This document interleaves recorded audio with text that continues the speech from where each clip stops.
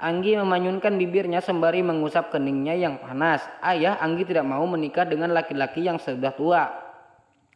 Anggi memang tidak secantik Princess Diana, tapi masa Anggi harus menikah dengan kakek-kakek? Anggi tidak mau ayah.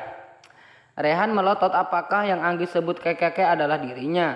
Sungguh, Rehan memperhatikan Anggi dari atas sampai bawah. Selain pendek dan memiliki wajah tidak jelek, tidak ada apapun yang bisa dibanggakan dari Anggi. Mungkin Anggi salah paham, Andi. Dia pasti menyangka kalau aku yang akan menikah dengannya, ujar Pak Jaya mendekati Anggi dan Andi. Anggi terlihat sangat bingung, maksudnya salah paham bagaimana. Jadi kalau orang tua yang baru saja berbicara kepada ayahnya bukanlah laki-laki yang ingin menikahi Anggi. Siapa yang akan menikahinya? Maafkan anak saya, Pak, sepertinya dia kurang asupan makanan hari ini.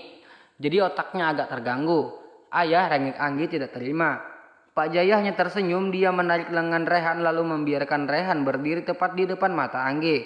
Ini adalah anak tertua saya, namanya Rehan. Pak Jaya tersenyum ke arah Anggi. Gadis itu membekap mulutnya tidak percaya. Jadi yang akan menjadi suaminya adalah Rehan. Laki-laki yang tadi menolongnya. Laki-laki tampan yang dia kira sebagai seorang malaikat. Anggi menoleh ke arah Andi. Ayahnya itu mengangguk membuat Anggi tidak berkata-kata lagi. Sah. Anggi menitiskan air matanya. Sebenarnya dia masih belum ingin menikah meskipun suami tanya tampan seperti ini. Namun keadaannya memaksakannya untuk menerima ini semua. Ibunya masih ada di rumah sakit karena kemarin Andi baru selesai melakukan operasi jantung. Air mata Anggi semakin mengalir saat Rehan mengecup keningnya. Sekilas dia menarik tangan Rehan lalu ikut mengecup punggung tangan Rehan. Hatinya berdegup kencang. Ini adalah pertamanya Anggi bersentuhan dengan seorang laki-laki, sebelumnya karena ayahnya selalu melarang Anggi untuk keluar rumah. Anggi tidak pernah punya kesempatan untuk dekat dengan laki-laki atau berpacaran layaknya anak SMA pada umumnya. Sekarang kalian sudah sah menjadi pasangan suami istri, ucap Pak Penghulu. Anggi dan Rehan belum bisa mendapatkan surat nikah karena Anggi masih belum cukup umur. Jadi untuk sementara waktu kalian tidak akan memiliki surat nikah itu. Semua orang yang ada di ruang tamu di rumah Andi mengangguk mengiyakan, termasuk Pak RT RW yang kala itu hadir sebagai saksi.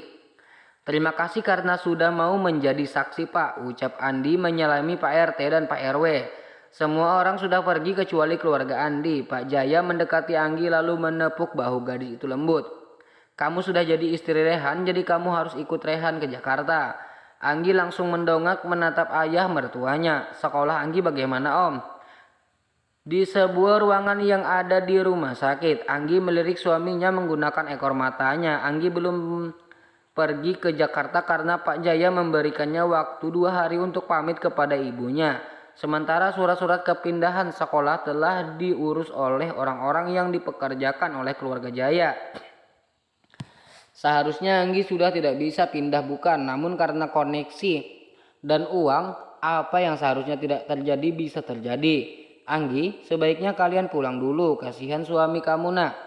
Ana berbicara dengan suara yang masih sangat lemah. Belum lagi masker oksigen yang menutupi mulut dan hidungnya, membuat suara dari Ana semakin sulit untuk didengar dari jarak tertentu.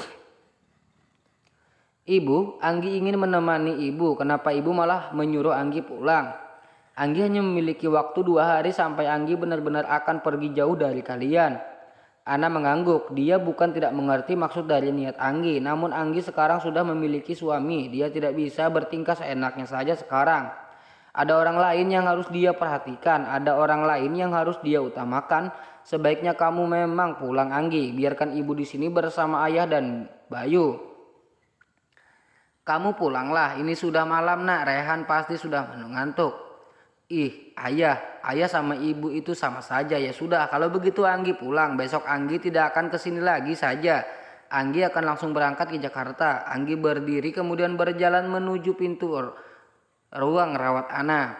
Om, ayo, ajak Anggi pada suaminya. Rehan menoleh, dia berdiri kemudian membungkuk ke arah mertuanya dan pergi mengikuti bocah yang tadi memanggilnya dengan sebutan Om. Assalamualaikum, ucap Anggi ketus. Dia tidak menunggu jawaban dari keluarganya dan langsung menutup pintu lumayan keras. Maafkan anak saya, ucap Andi pada pasien yang ada di ruangan itu. Ana mendapatkan kamar kelas 1, jadi dia hanya memiliki satu rekan di kamar itu. Sebenarnya keluarga Jaya sudah menawarkan kamar VIP, namun Andi menolaknya karena tidak mau terlalu memanfaatkan status yang dimiliki besannya. Tidak apa-apa, anak gadis memang seperti itu. Emosinya belum stabil dan bisa meledak kapanpun tanpa ada alarm pemberitahuan sebelumnya. Semua orang yang ada di ruangan itu terkekeh. Anggi memang memiliki sifat yang ceria dan mudah bergaul, meskipun dia sudah marah dan kadang tidak bisa mengendalikan emosinya. Namun Anggi adalah anak yang baik.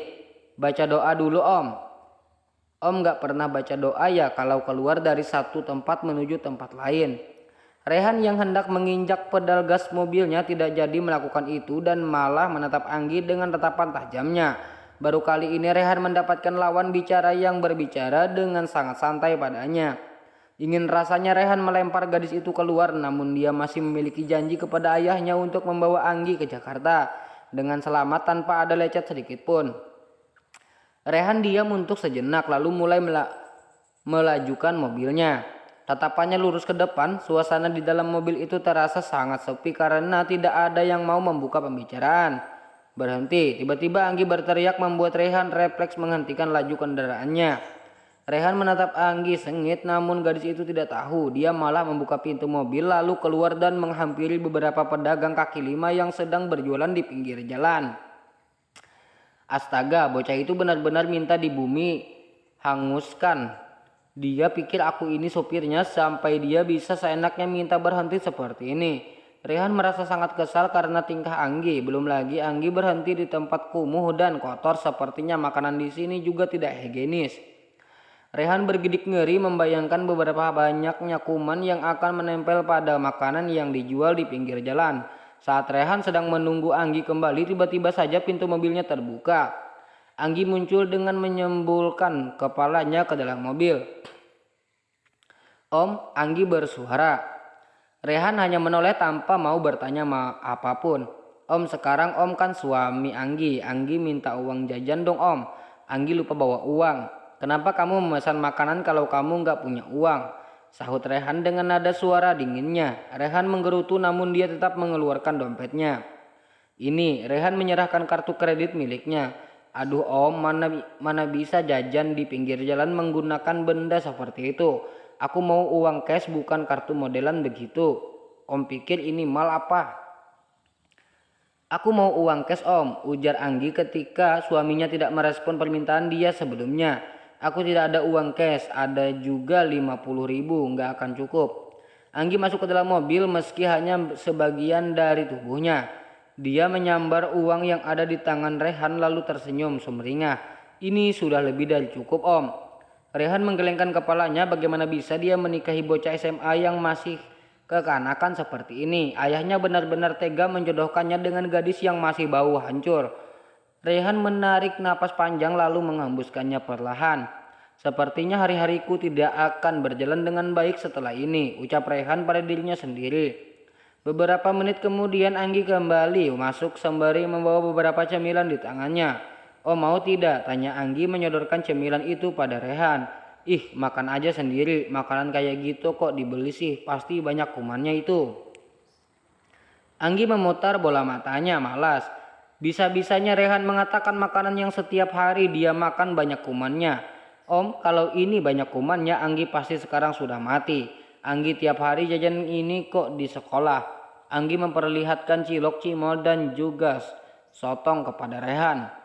Rehan yang tidak menyukai makanan seperti itu menjauhkan tubuhnya dan lebih memilih bersandar pada kursi mobil. Oh iya, ini uang kembalinya om. Anggi menyerahkan uang sebanyak 3 lembar. Lembaran itu terdiri dari uang 20.000 dan 10.000 dan 5.000. Rehan menatap uang itu dengan mata yang hampir keluar dari tempatnya. Kamu simpan saja, aku tidak membutuhkan itu lagi, ucap Rehan. Ya sudah, kalau begitu Anggi anggap ini adalah nafkah yang om berikan untuk Anggi. Rehan diam, dia sama sekali tidak peduli dengan apa yang dikatakan oleh Anggi. Dia hanya ingin cepat-cepat sampai rumah supaya dia bisa mandi dan istirahat. Om, panggil Anggi dengan mulut penuh makanan. Om tahu tidak, sebenarnya kita itu tidak cocok jadi suami istri bukan?